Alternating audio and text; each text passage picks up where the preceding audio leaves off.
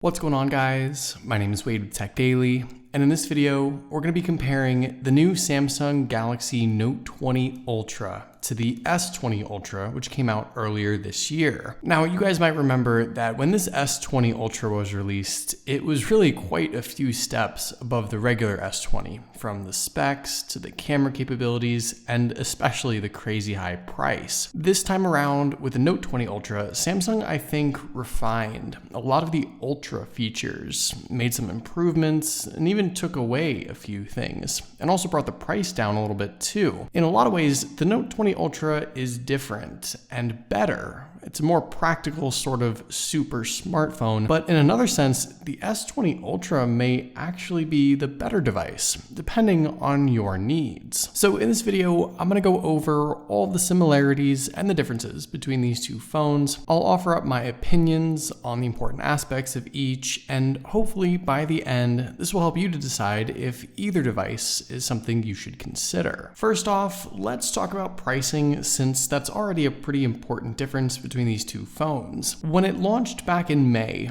the S20 Ultra retailed for $1,399 for the spec with 12 gigabytes of RAM and 128 gigabytes of storage. For another $100, you could go even further, 16 gigabytes of RAM and 512 gigabytes of storage. This time around with the Note 20 Ultra, the starting price is a little cheaper, $1,299, but the Note's configuration options don't allow for as much RAM. You get 12 gigabytes of RAM with either 128, 256, or 512 gigabytes of storage. So if specifically RAM is really important to you, I guess the S20 Ultra earns a point here. But let's actually take it one step further. The S20 Ultra has been out for more than half the year now, so naturally, you can get the phone at a discounted price. For example, Amazon has new S20 Ultras listed at $1,249 and renewed S20 Ultras for well under $1,000 now. As time goes on, both phones will continue to fall in price, and since it's older, the S20 Ultra will likely always be cheaper. But at least right now, and probably for the next couple of months at least, you might be able to save a few $100s or more, and potentially even get 16 gigabytes of RAM too, by going with the S20 Ultra over the Note 20 Ultra.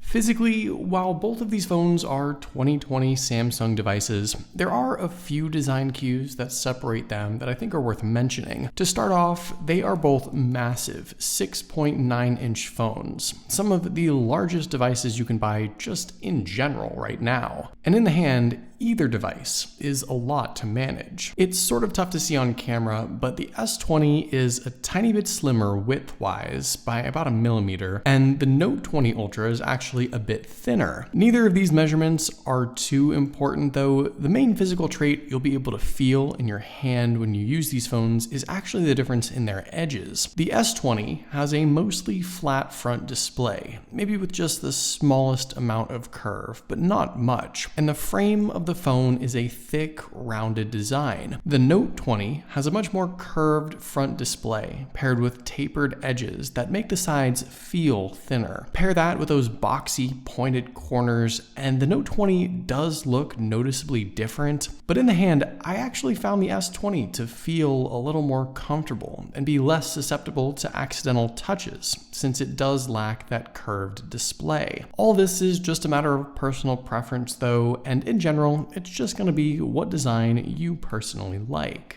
The phones themselves are obviously premium glass and metal builds. They're both water resistant, they both have wireless and reverse wireless charging with Samsung's PowerShare, but with the actual materials, the Note 20 Ultra actually gets the new Gorilla Glass Victus on the front and back, while the S20 Ultra has Gorilla Glass 6. That upgraded material should make the Note 20 Ultra a bit more durable against drops and scratches, and the only other real difference between these two phones physically is the color choices. The S20 Ultra comes in gray, black, and white, while the Note 20 Ultra adds some color with bronze, black, and white, but again, not too important there. Now, just quickly taking a look around at everything else, there's nothing on the left side of either device. On the right is where you'll find the power and volume buttons. Up top, both of these phones have a micro SD card slot for expandable storage, and down below, both phones have a speaker and a USB-C port, with the Note obviously also having the S S Pen stylus. Of course, around back is where sort of the main feature for both of these phones is the absolutely crazy camera setups. And I'm going to go more in depth with this in just a bit, but at least physically, the massive camera module on the S20 Ultra was very obviously outdone with an even larger, thicker, more prominent setup on the Note 20 Ultra. So in regards to their displays, Samsung made some interesting improvements to the Note 20 Ultra. Now, both of these phones, like I said, are huge 6.9-inch devices. They're dynamic AMOLED panels, and they have a maximum QHD resolution, 3200 by 1440 on the S20 Ultra and 3088 by 1440 on the Note 20 Ultra. They both also offer the option of utilizing a high refresh rate, 120 Hz mode as well. With both phones, you do have to choose. You can either set it to the QHD resolution or 120 Hz. You can't have both running, so that's still the same even with the new Note 20 Ultra. And with the Note 20 Ultra though, this phone now has an adaptive refresh rate, which means that depending on what the phone is actually showing and using, the screen may be refreshing at anywhere between 1 and 120 times per second. The S20 Ultra's refresh rate is locked on either 60 or 120 Hz. Now, you likely won't see a difference as you're using the phone during day-to-day use, but in a broader sense, if apps or other things are running at 30 Hz, for example, the Note 20 Ultra can run at 30 Hz, which actually saves battery life. This adaptive screen focuses more on performance than outright improvements on visuals, but I think it's a worthwhile upgrade nonetheless. The Note 20 Ultra's display is also brighter by about 300 nits, so that's an improvement as well. And like I mentioned earlier, it's also covered in tougher glass. All in all, these improvements to the display with the Note 20 Ultra aren't anything too crazy, but they're still improvements, and I think they're worthwhile upgrades to say the least. Okay, so now let's talk about performance and software and dive a little deeper into the specs. With the processors, this is going to depend a lot on where in the world you're located, but the S20 Ultra got either the Snapdragon 865 or Samsung's Exynos 990. With the new Note 20 Ultra, here in the US at least, this phone did get an upgrade to the Snapdragon 865 Plus chipset. But internationally, unfortunately, the Note 20 Ultra is still powered by the same Exynos 990. To be totally upfront, the Exynos 990 in general is just a worse processor than the Snapdragon. I think that's widely understood, and it's super unfortunate, not only just for the S20 Ultra in general, but for the international Note 20 Ultra too. This phone didn't get a spec boost. But here in the US, going from the 865 to the 865 Plus, I think is a nice upgrade. Pair that with Samsung's One UI 2.5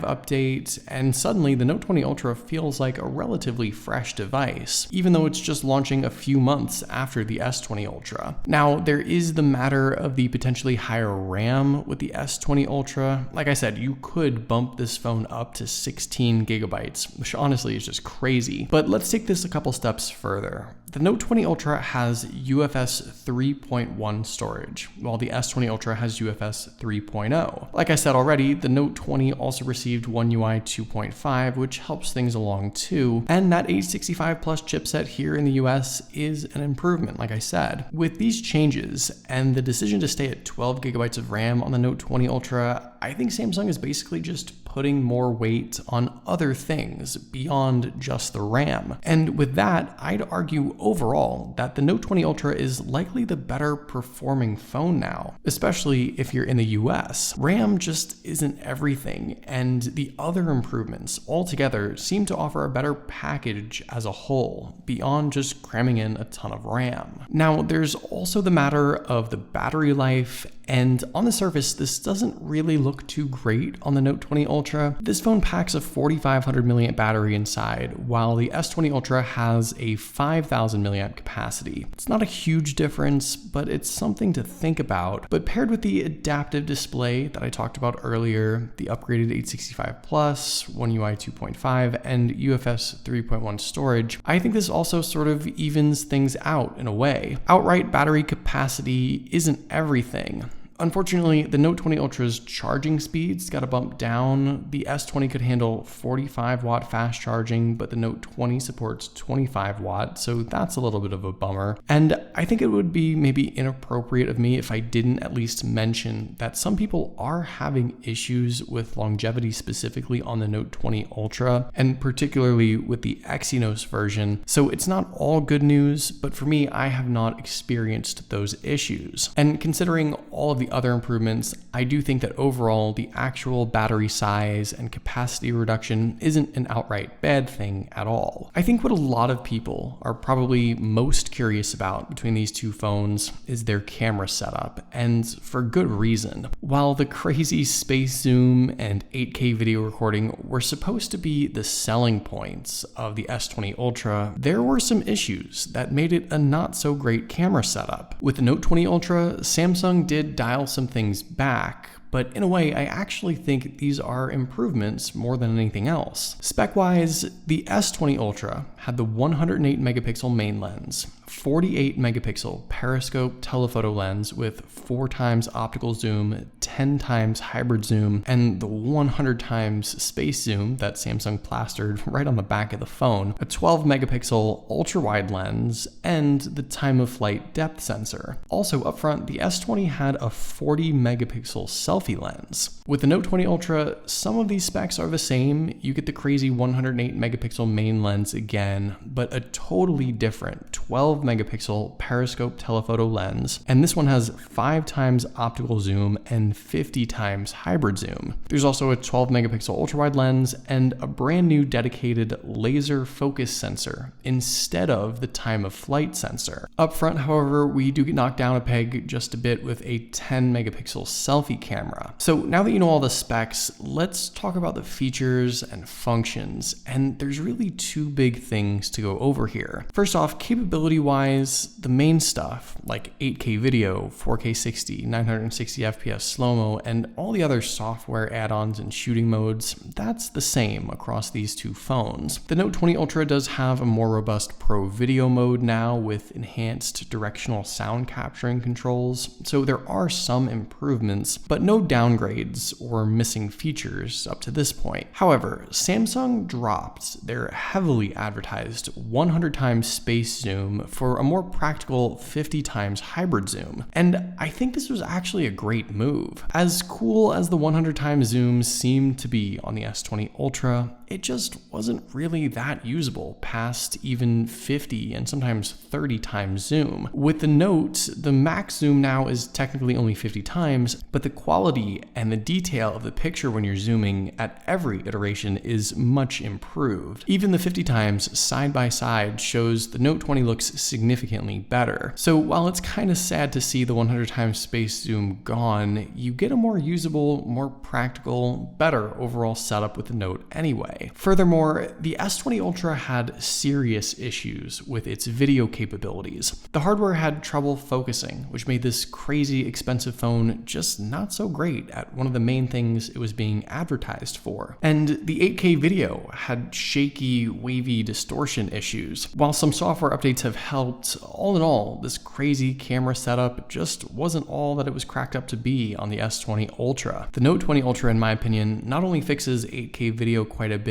but its focus issues are now gone as well. And that's thanks to the new focus sensor I talked about earlier. So all in all, while the camera setup is different, and the most talked about, most advertised feature from the S20 Ultra has sort of been downgraded on the Note 20 Ultra in a way, I actually do think that overall the camera setup is just better on the Note 20 Ultra. And I'm looking forward to doing a more dedicated camera comparison video to put it to the test a little further. And by the way, with the front selfie camera, this is one of those things where, again, specs just really aren't everything. Sure, you can snap a pic utilizing the full 40 megapixel mode on the S20 Ultra, but I actually think pictures look a little better on the Note 20 Ultra, at least detail-wise, which is sort of interesting. But to me, the difference isn't all that drastic. drastic. Of course, the whole point of the Note line is to utilize the S Pen stylus, obviously. That's something you just don't get with the S20 Ultra. And while it may not be a direct comparison, I think the S Pen and all the software features and add-ons do add a ton of value to this phone just in general. You also get things like improved wireless DeX support to really make this phone a powerhouse device for productivity. There's improved 5G bands on the Note 20 Ultra as well, which depending on where you live may or may not be useful. And all in all, while these two phones are different devices from different sort of product lines and aimed at very different people, I actually do think the Note 20 Ultra is an improvement over the S20 Ultra at a minimum, but a better overall value too, if you're willing to spend the money. I think the issues with the S20 Ultra sort of ruined the hype for that phone, but to be totally honest, if you can snag the S20 Ultra now at under $1,000, maybe get a used or refurbished one from Amazon, you might actually have yourself a really good device for the price, just so long as the camera issues don't impact your usage too much. So there you go, that's pretty much everything you need to know about the S20 Ultra and the Note 20 Ultra. What do you guys think? Which phone would you prefer? Let me know in the comments down below. I'd love to know your thoughts, of course. But hopefully you guys did enjoy this video. Be sure to follow TechDaily on Twitter and subscribe to the TechDaily YouTube channel if you haven't already, and I'll see you guys later.